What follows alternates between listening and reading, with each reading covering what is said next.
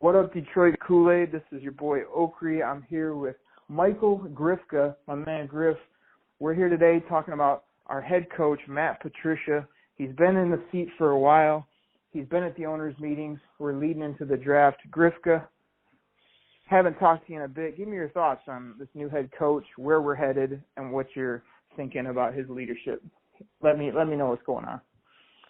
Well, I like what he's saying. How they're better than 9-7, and I like what he's doing with the team. Trying to get bigger linebackers. My one thing is I worry about is pretty much any coach that's came from the Bill Belichick coaching tree, hasn't been as successful as Bill Belichick.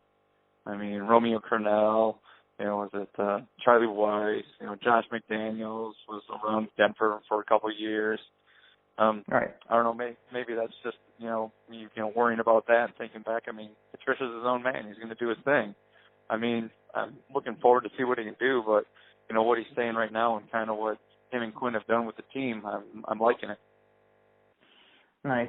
Now, I guess I forgot to tell the audience, the Detroit Kool-Aid drinkers out there, that Grif, you've been a Lions fan the whole time I've known you and ever since you were little, but we do have our fights where you do tend to be sometimes either the negative Lions fan or a Lions fan that can't get by the past. So when you say all the other coaches have failed, my initial thing is that they weren't Matt Patricia. To me, you can't really relate it to McDaniels, as you said, and who was the other guy that was the GM over at the Jets? Yeah, Mangini. Oh, Eric Mangini. Yeah, that's right. Yeah, that's just the guy I'm thinking of. So just because those bums flamed out, I don't know that I hold anything against this guy. What I love about Matt Patricia is that he hasn't been Bill Belichick since he's come here. He hasn't been totally buttoned up. He's shown the personality.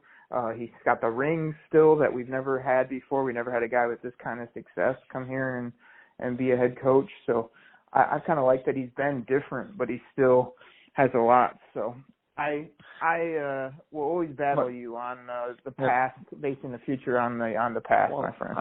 I agree with you on that. That he's done all that, and that's what I'm liking about him.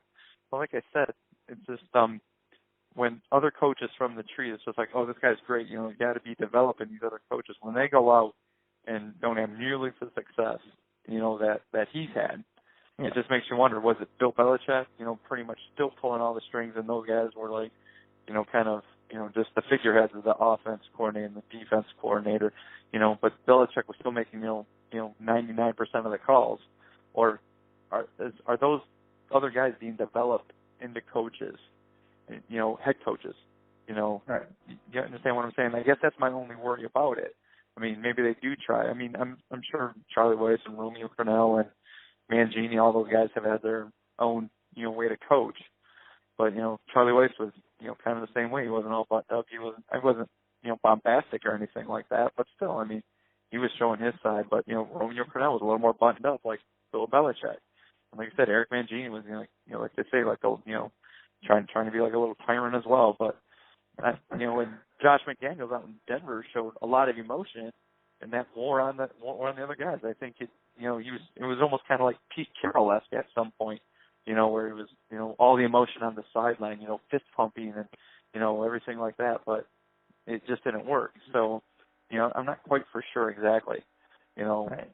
We got to see it, but you got to see it happen. I understand that, but like we've always battled with kind of like wait till you see or project it forward. And I just think the intelligence, the fact that he's willing to be personable with the players, but my whole thing is he going to have the iron fist? He's been so affable to the media and about loving his players, and Garrett Blunt's here because he loves Matt Pat. It's kind of like, I want to make sure too that he can rule the house and does make smart decisions. Talk to me a little bit about where he's heading with this defense, and then I want to ask you a little bit about him and Bob Quinn being so close, of what you think. That is a totally different element than these other situations you brought up too. So talk to me a little bit about where he's heading with this D, because I think it's different than any defense we've seen recently with the Lions. But I think with him, I think where he comes from, his background, he might try to use a little more of a 3-4, and maybe I don't know if they'll use a lot of blitzes, but I think they're going to bring more pressure even than what, Austin did or whoever, was the coach, the defense coordinators before, even when Jim Schwartz was a coach, they were supposed to have a pretty tough, aggressive defense. But I'm thinking this one, they're going to look to bring more pressure, with the linebackers and not just, depend on, their front four, or if they switch to 3-4, if they go to 3-4, you're obviously depending on your outside linebackers to do a little more pressure, put more pressure on the quarterback. So it sounds, they're going to have like you said, they're going to have different sets. They're not just going to run the base, 4-3 all the time, and then, flip to a nickel or something like that, even though a lot of defenses do run nickels now because of just the offensive sets. I think he's going to be one I think he's going to try to put more pressure on the quarterback, especially with the quarterbacks in this division. You have to put pressure on Aaron Rodgers. You have to get in his face. I mean, I'm still not sold on Kirk Cousins, but still, it's one of those things. I think if you get in any quarterback's face, you don't give them time to set their feet, that makes your defense look really, really good. So I think that's what he's going to look to do with them. I mean, they went and got Kennard, and Kennard's a bigger linebacker, and they're just not going to use him as an outside linebacker just to be a run stopper. I think they're going to ask him to blitz the quarterback. So that's what I was telling somebody the other. That's what I was telling somebody the other day, is that we're kind of going through some people to be drafted, and I was kind of like, I don't know if it's the same. We're used to just looking at the draft board and going, all right, who's the 6'6", 275-pound freak athlete to put on the edge? And I think there's a new type of player that is going to be here, like you said, to rush the passer. And even when Schwartz was here, he was all about the D-line, but it was either that typical D-end wide, remember the old wide 9, Grif? The wide 9, defense? Yeah. Or the old DTs where we just loaded up on every DT known to man and thought we'd just get crazy pressure up the middle. I think hopefully they'll be more balanced of where their pressure's coming from, and I totally agree with you that these bigger backers or these backers that can rush, he's going to find creative ways to bring them different ways and more often, hopefully, than we have in the past, because I'm tired of just getting that big old edge and just having them either bend the edge or try to overpower the tackle, and if we can't, we never get any pressure on the quarterback. So I think that will be the main change. What do you think about our corner situation, where he's heading there, and maybe how he could deal with the offense as well? Well, I think once again with our corners, I mean, me, ever since Slade's been drafted, I liked him, and I told you when he was a rookie. Love him. And but I think once again, if they bring pressure, it just makes our defensive backs look even better. If they draft one this year, hopefully it's not. I don't believe it'll be early based on where they're at. I think Nevin Lawson took a huge step back last year. I thought he would be better than what he is at this point, but I don't know if they really flirted with any. I mean, I was reading Malcolm Butler. They never even really were going to extend him anything, So maybe either because he was too expensive, or maybe they just thought he wasn't going to fit the scheme that they were going to run, or something like that. But still, I mean, I still like Glover Quinn at safety. I mean, was it Quandre Diggs? I mean, that guy's come a long way. I really like him either as the other safety or even playing some nickel, at that. And I would really like to see Miles Killebrew take a big step up, because I think he could be, really, really good, in the defensive backfield as well. But I like our defensive backfield. I mean, it's not locked down by any stretch of the imagination, but having Slay on one side definitely helps. I think he's definitely a high risk, high reward type player, though. He will. I mean, he'll talk a lot of junk and get in your face, and he might get burned every once in a while, but he's gonna make some plays also. So he started making the rewards. That's why I'm starting to come around on your side, as I felt like for a while he just didn't have any INTs or any big plays, as his nickname says. But now he's definitely made strides in that area. So, yeah, I'm fine with him over there as the one. I guess the reason I asked the question, too, is because I always felt like New England the last few years has always been spending high draft resources on corners. And, I know Jim Schwartz, and it felt like Jim Caldwell, too, were just like, we'll just figure out corners and we'll get people off the street. And I guess I've never seen it, in the Lions, but I've always wanted them to invest in those high corners because it's a passing league, and yeah, they're going to get hurt, or yeah, you can go find them in other places, but if you get a couple studs, then you can bump everybody down a peg, Nevin Lawson, and move Diggs around and Killebrew, as you said. So I'm just curious. I think this draft will be a tell if they're going to invest more in a corner, because I could see them going corner at 20,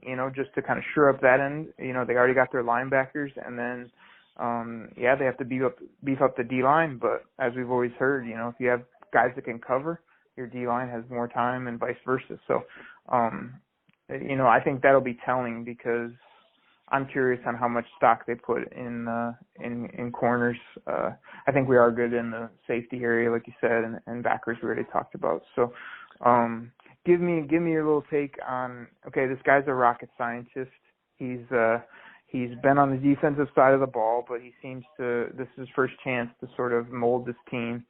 Do you see him working well with JBC and Matt Stafford and being able to get us an explosive offense? Because I feel like our offense, for as much clout as Jim Caldwell had as a quarterback and an offensive guy, I felt like it was just so stagnant. We got all these playmakers, but we just were so predictable and so stale in the first quarter. Like, do you think he'll be able to ramp up that side of the ball from a head coaching perspective as well? Because that's what we need too. We don't just need a much better defense. We need his offense to start pumping. Yeah, with that, I think he's going to probably give, Cooter some input, but I'm not going to say he's just going to give him the keys to it and let him run it either. It's just, I think he's going to, help with game plan. He's obviously the head coach. He's the one that makes the final call, but I think, Jim Bob Cooter is going to have a lot of say in what this offense does. Now, with that being said, you're right. I mean, watching a lot of those, games with Caldwell, it did seem like the offense was like hamstrung, was like, well, let's not turn the ball over. Everything was like, a check down. And one time they really start to go downfield, it was like when they needed to score. I'm sure a lot of teams do that. I don't watch, every football game, but you're right. It always seemed like the Lions, never really came out, from the jump to like, like we want to hit them hard and fast. We want to get the first punch in. It was always like, okay, we'll do a methodical drive down the field, and we'll get to like the 35, and we button up, and we'll take the 3 points. They seem to settle for the 3 a lot. But I think if they get that offense, Stafford, he can throw, he can make any throw. Golden Tate, Marvin Jones. There's Kenny Galladay, stays healthy. He can stretch the field. Do we need like a Rob Gronkowski tight end? No. In New England they didn't have all those stud wide receivers until they had Randy Moss, but even lately they haven't had any like really Hall of Fame wide receivers.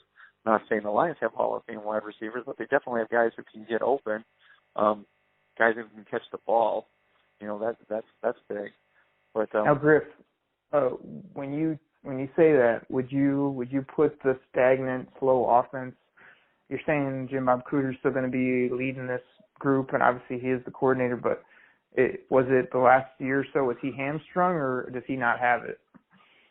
I think he was hamstrung by Caldwell. I think Caldwell was very conservative.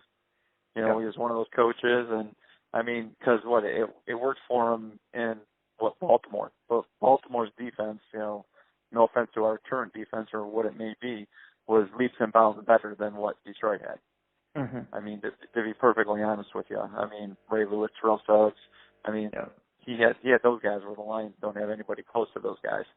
They don't. Let's be honest here, they just don't. So he could be like, well, let's not turn the ball over, we'll let our defense win it. Detroit hasn't had that defense, in the last few years, not since they've had Dominic and Sue and, that team a few years ago that had just like a stellar defense that could stop anybody. But Detroit doesn't have that. So, no, I think they need to, open up the playbook a little bit, push the ball down the field, and everybody's like, well, let's go get running backs, control the game. Detroit plays a lot of games indoors. Unless you go to Green Bay late in the year, Chicago late in the year, that's when you really have to worry about, keeping on the ground, the bad weather games, so to speak. So, don't get me wrong, it would be nice to have a running back so Stafford doesn't have to throw the ball so much.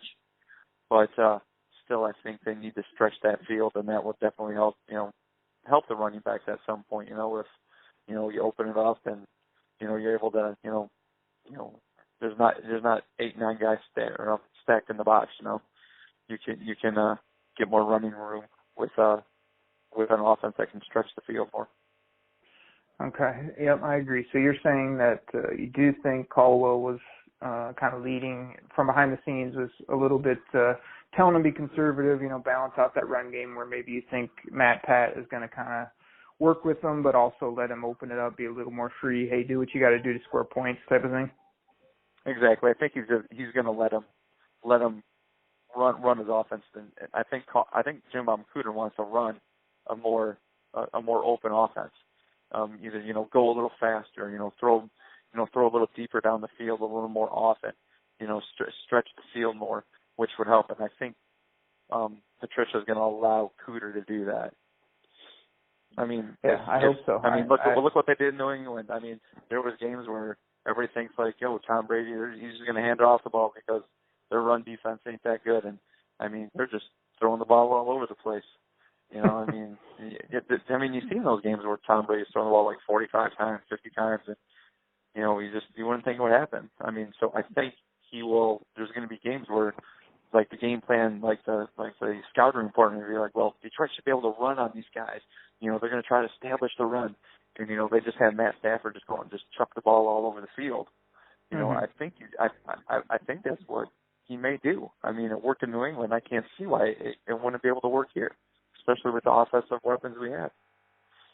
Yeah, I hope so, but I hear that all the time. Oh, we'll do whatever we have to do to win or score points, and I feel like we haven't seen it on the field. We've seen the old traditional footballers that, hey, let's balance it out. Let's put handcuffs on our coordinator. Let's not go for it on 4th and short. So I think that'll be another telling thing for Matt Pat as the leader of this team to not just say it, but go out and do it. If you got to swing it, swing it. If you want to pound it on people, pound it, but have that smarts to be able to say it and follow through on Sundays to lead to victory. So that's what I'm hoping for.